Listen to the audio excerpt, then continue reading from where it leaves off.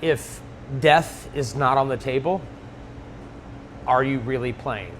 Storytelling, you might be brainstorming, and you're performing, but you're not playing, because play implies that there's a level of risk.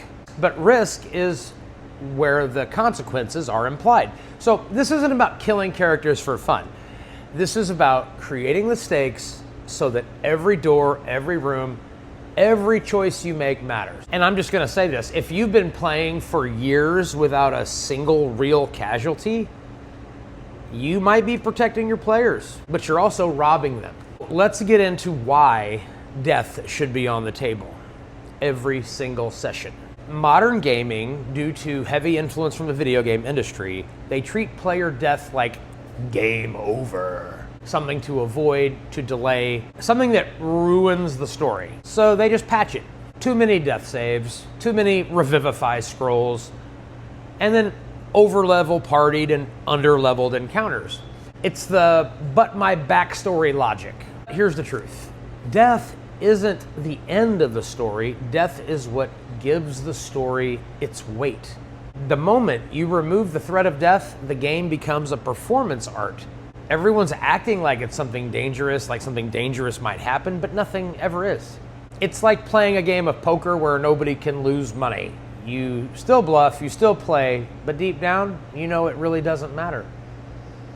Because the dealer, in this case, the dungeon master, is going to protect you. So let me walk you through what actually changes at the table when the players know death is real.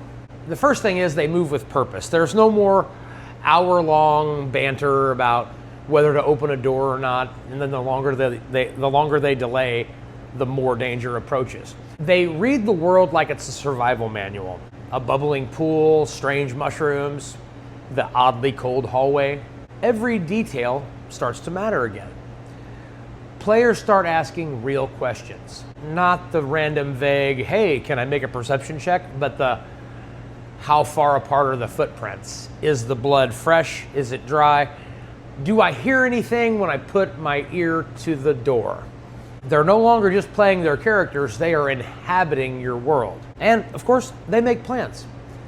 They know combat can kill them, so they scout, they distract and retreat, and they actually use actual role-playing tactile logistics. Not just because they're min-maxing, but because the world demands respect. And respect feels good. It means the game isn't holding your hand and babysitting you. Okay, it's time for player diaper change. Did you scare yourself a little bit? Anyway, sorry. What you want to do is create real party unity. And you don't force this through backstories. You force it through mutual danger. Man, is this place haunted again? What the Excuse me, I gotta go deal with my demons over here.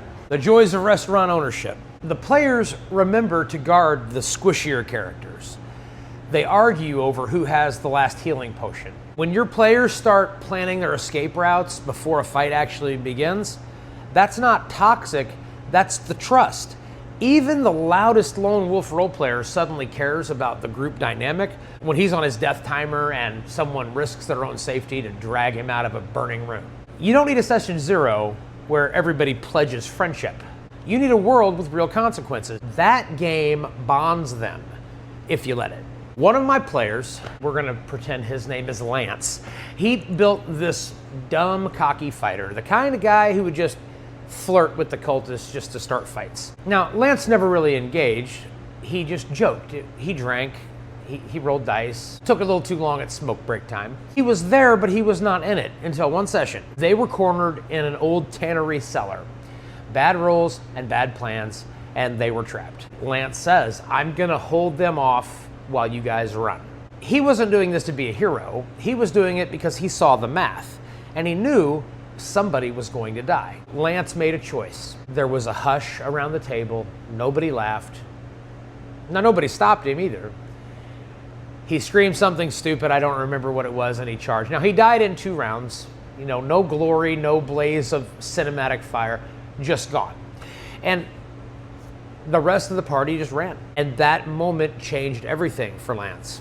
It was then that everybody started playing smarter. And they had told that story, talked about that session for months. When he rolled up a new character, he was actually in it. Because for the first time, the game became real.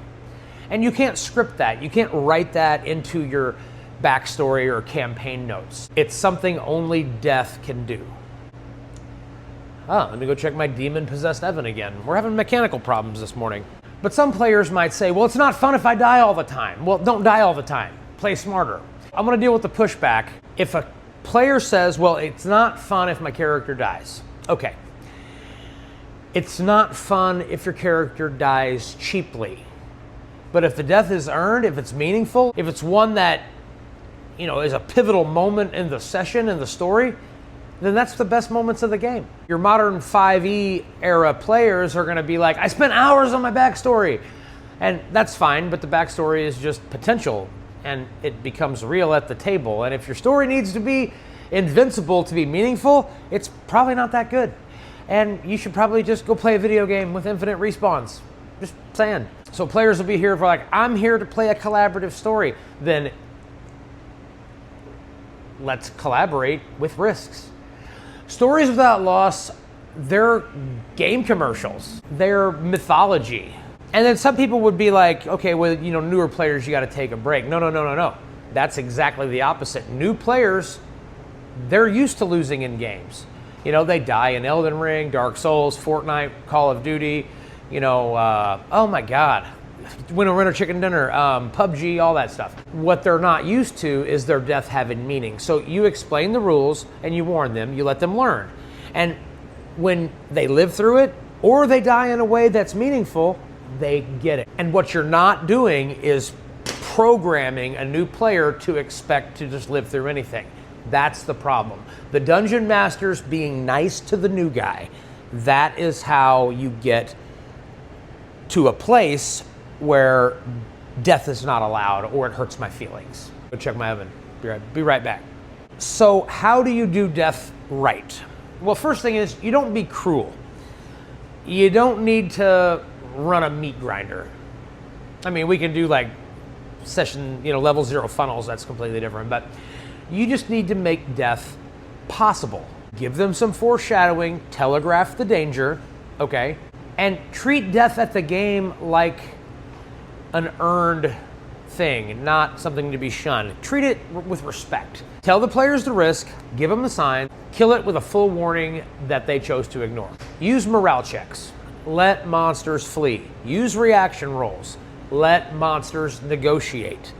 Let players survive more often by being clever, but not by being lucky. People probably think I run these meat grinder games. We've had our session, we've had a campaign running for close to, I keep looking over at my demon-possessed Evan. We have had a campaign that has been running since April. It is now November.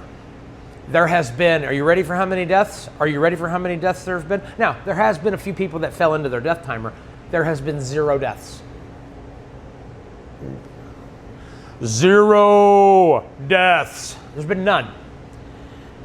And I am not going out of my way to keep these people alive. It's creative thinking, creative playing, teamwork. Somebody goes down, somebody gets them up. Now, we can debate, do I need to make my boss fights a little tougher? Okay. Let the monsters negotiate and let the players survive by being clever. Now, when it's their fault, when they charge, headlong into a death trap, let them die. Because that's the moment when the game grows its teeth. Once that happens, everything changes in the whole game. Everything changes. Well, here's the truth. You are not hurting your game by making death possible. You are saving your game. You're giving it edge, tension, weight, and meaning. You're teaching your players that the world matters and that their choices, they leave an echo resounding throughout the world. A game without death is just improv with dice. A game with death, that's where legends begin. So light your torch, watch your footing, because death is in the room. And that's exactly why it's worth playing the game. My name is Rick, this is Save vs. BS. Like, subscribe, do all the things, and I'll see you in the dark.